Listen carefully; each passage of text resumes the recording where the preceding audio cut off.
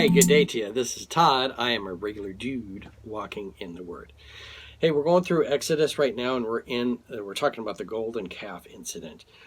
Today's episode is going to be kind of graphic. Okay, so if you have little infants and stuff, probably shouldn't play this for them. Okay, it's not super graphic like that. I'm not showing pictures or anything, but what we're talking about is graphic. Okay, so it's taken from Exodus 32 verses 25 through 29. We're picking it up right at where we left off. Yesterday, we talked about how Moses came to Aaron and he said, "Who made you do this?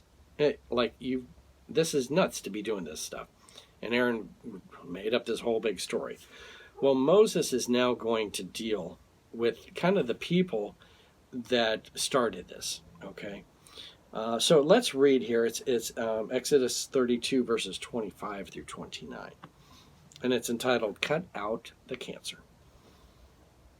Moses saw that all the people were running wild and that Aaron had let them get out of control, and so become a laughingstock to their enemies. Okay, they're just having a big old party here, hooting it up and everything with this golden calf. Okay, if the enemy came closer, they'd be like, they worship Jehovah, and now they got this golden calf. This is kind of stupid. And Aaron let them get out of control, and so become a laughingstock to their enemies. Verse 26. So he stood at the entrance to the camp and said, "Whoever is for the Lord, come to me." And all the Levites rallied to him. Listen closely here, okay? Aaron is a Levite, but it's the other Levites that rally to Moses. Well, Moses is technically a Levite too, but it's the other Levites that rally to Moses and are on his side. It's obvious Aaron he's kind of against everybody here, but it's the Levites. It's that tribe, and this tribe doesn't stick up for Aaron at all, okay? Then he said to them, "This is what the Lord, the God of Israel, says. Each man strap a sword to his side. Go back and forth through the camp from one end to the other, each killing his brother and friend and neighbor." The Levites did as Moses commanded, and that day about 3,000 of the people died. Then Moses said, "You have been set apart to the Lord today, for you were against your own sons and brothers, and he has blessed you this day." Okay? Just to say this up front, I'm not in favor of endorsement of going to kill people, okay? But God had instructed it at this time.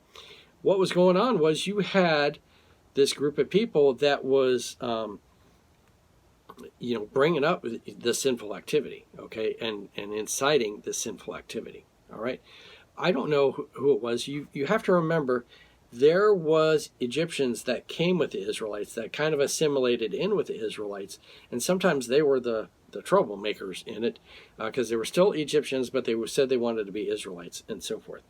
I don't know for sure who the people were, but there was at least 3,000 of these people that were the troublemakers here, okay? And Moses, God had spoke to Moses, and Moses says, "You need to kill these people and get them out of here." Because they were leading the people astray, okay? And it's better to get rid of that, and so you're not led astray, all right? So imagine with me that I have cancer, okay? I go to the doctor and he says, "Hey, you got cancer right over here on your side." So I go to the doctor and I say, "Oh, okay, yeah, that's great." And he goes, "Yeah, we need to do surgery and cut out that cancer." And I go, "Oh, no. I don't believe in surgery. I'm just going to, work hard and think positive thoughts and everything. Don't need to cut out the cancer. We're just going to let it, and it's over here. It's not affecting the rest of my body, okay? And I'm just going to let it go." Well, what's going to happen is a little while down the road, that cancer is going to spread across the rest of my body. Then I get the bright idea, hey, you know what? Maybe I should cut out the cancer. And the doctor's going to go, "It's too late to cut out the cancer because it's all over your body now. I'm going to cut your whole body up to do that. It's too late. We should have cut it when it was just this little area and cut that out." Okay, and that's what you have to do with the cancer. You got to cut that out. It was the same way here. You had that rebel group there that needed to be dealt with and removed. in that situation, okay? You'll have people say in the church sometimes, and it's best if they just leave, okay? That's a harsh thing, but it's best if they leave. But more importantly, you will have sin in your life, okay? You'll come across something, and it will cause you to sin, or it will be sinful itself, and you choose to go, I can still live with that, but you don't cut it out, okay? Let's say I'm watching inappropriate stuff on the computer, or I'm watching inappropriate stuff on my phone, okay? That's probably the biggest thing today. Watching inappropriate stuff on my phone, and I go, you know what? It's okay, I can live with that. No, it's not okay, okay?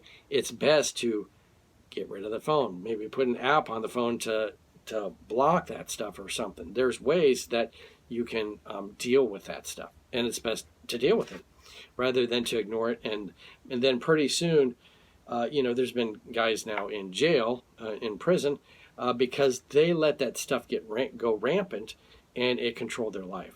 Okay, and that little cancer, that little phone they had, the little computer they had, they didn't get rid of it. And it was a drastic action. When we have cancer, we need to take drastic action, cut that out. When we have sin in our lives, we need to take drastic action, get rid of the phone, do something with the phone, get rid of the computer, take drastic action. But we don't do it, okay? We go, I can live with it. You got to take drastic action, okay? So the bottom line here is cut out the cancer. Hey, thanks for watching. I'm a regular dude walking in the Word, and I look forward to seeing you tomorrow as we continue looking at Exodus when we're talking about the golden calf. A lot of episodes on this. Hey, we'll see you tomorrow.